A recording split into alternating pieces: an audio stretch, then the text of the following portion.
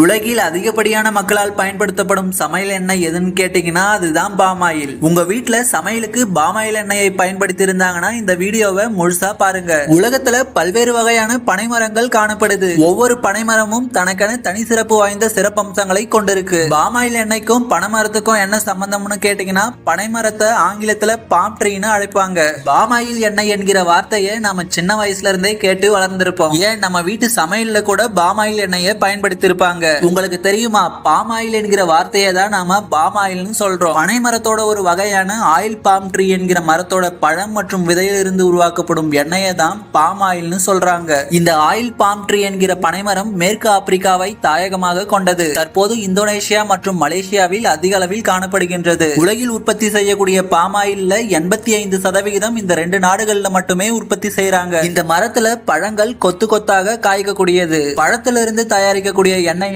Palm oil எனவும், பழத்தின் விதையிலிருந்து தயாரிக்கக்கூடிய எண்ணெயை பாம் கெர்னல் எனவும் அழைக்கிறாங்க.